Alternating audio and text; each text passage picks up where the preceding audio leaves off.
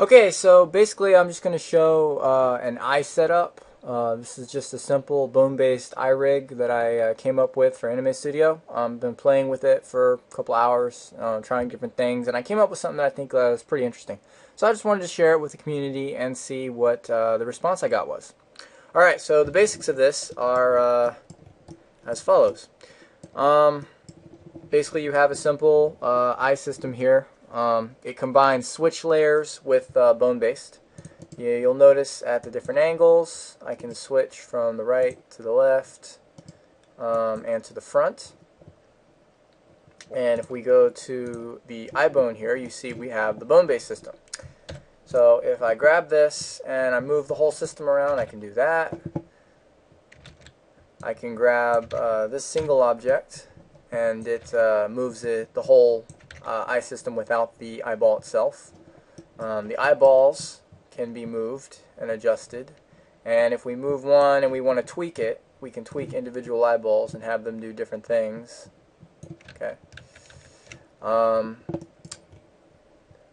Basically, this system operates on a 3-point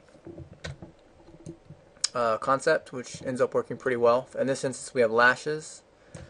So we just, adjust it so that it matches, and we can adjust things and have the lashes follow along if need be.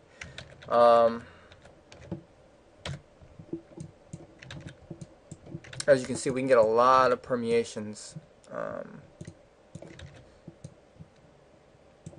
very easily. And of course all this has rotates, and there's a lot of interesting things that can be done. The entire thing can be moved here. We can adjust this, move this up, and very quickly get our blinks.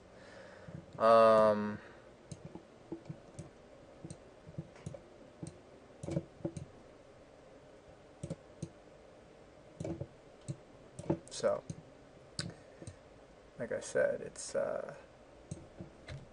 pretty simple to do something like that. So anyway, that gives a lot of character emotional control as well. This is an interesting thing here I found. You could very quickly position.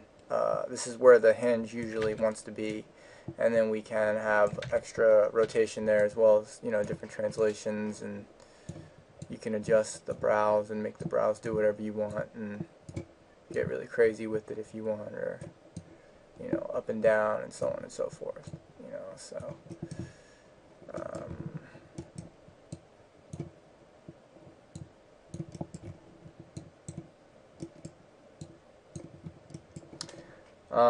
in addition, if I go to the various switch layers, notice that I can turn that to a dot, I can turn that to an animal eye, I can shrink the pupil, I can adjust the shines, and we can go crazy small. And if we want, we can move this out so that it interpolates.